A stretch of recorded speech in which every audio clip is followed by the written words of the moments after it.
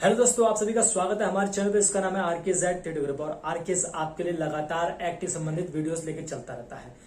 हम कोशिश करते हैं कि आपके लिए नए नए वीडियोस लेकर आए। दोस्तों, मैंने कई सारे वीडियोस बनाए, लेकिन ये वीडियोस जो बना रहा हूं आज वीडियो, ये बहुत ही खास है, बहुत ही अलग है। टॉपिक का नाम भी डिफरेंट है और कई लोगों ने इस पर वीडियो बनाए भी हैं। और ये जो है कि बॉलीवुड की जो सेलिब्रिटीज होती हैं, वो जो अपनी इंग्लिश बोलती हैं, मतलब कि इंग्लिश ऐसे सीखते हैं सेलिब्रिटीज। देखिए दोस्तों, सबसे पहली चीज देखिए क्या होता है कि आपने देखा होगा कि बॉलीवुड के अंदर एक कल्चर है लेकिन वहां लोग जो है इंग्लिश में बात करते हैं। जब फिल्में हिंदी की बनाते हैं लेकिन बात इंग्लिश में करते हैं। एक्शन डायरेक्टर से लेकर डायरेक्टर तक सब लोग इंग्लिश में बात करते हुए सीन को समझाते हैं एक्टर को, ठीक है।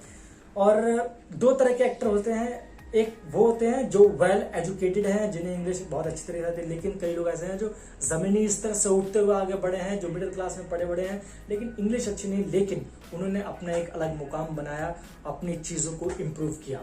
दोस्तों, सबसे पहली चीज है कि अगर मैं इस लिस्ट में बात करूं, आपने कई बार इंटरव्यूज में देखा होगा कि हमारे बॉलीवुड के कई ऐसे एक्टर हैं, एक्ट्रेसेस हैं, जिनकी इंग्लिश शुरुआत में फिल्मों में अच्छी नहीं थी, लेकिन उन्होंने कैसे अपनी इंग्लिश को इंप्रूव किया, वो चीज मैं डिस्कस आज करने वाला हूं। सबसे पहले बात करते हैं वो एक्टर जिनकी इंग्लिश शुरुआत में अच्छी नहीं थी।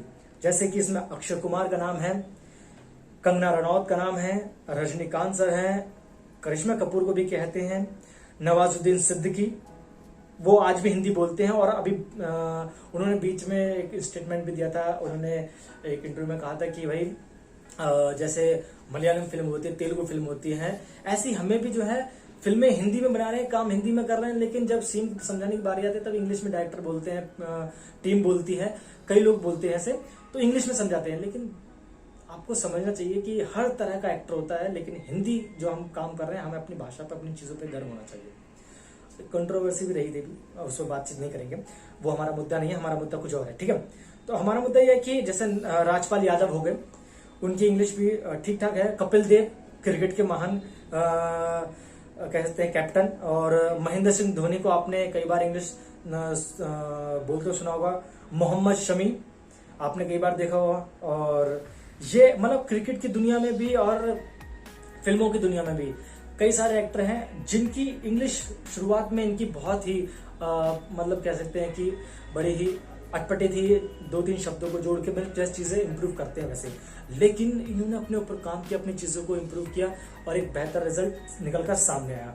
दोस्तों देखिए, इसमें कई लिस्ट में जो नाम मैंने आपको बता दिए हैं, लेकिन अब सबसे पहले बात करते हैं कि किस तरह से ये लोग अपनी इंग्लिश पे काम करते हैं। दोस्तों, सबसे पहली चीज जो मैंने सुनी है, वो सबसे पहले है कि ये जो लोग हैं, ये सबसे पहले अपना एक पर्सनल ट्यूटर, मतलब कि अपने टीचर, इंग्लिश सिखाने वाला, स्पीकिंग में टॉकिंग वे किस तरह से करते हैं, वो हायर करा।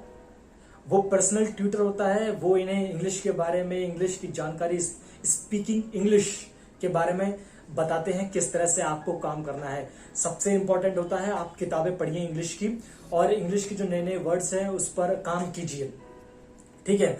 फिर वो इनकी ग्रामर भी अच्छी करवाते हैं, किस तरह से इन्हें फ्लुएंटली और किस तरह से रिदम के साथ बोलना है।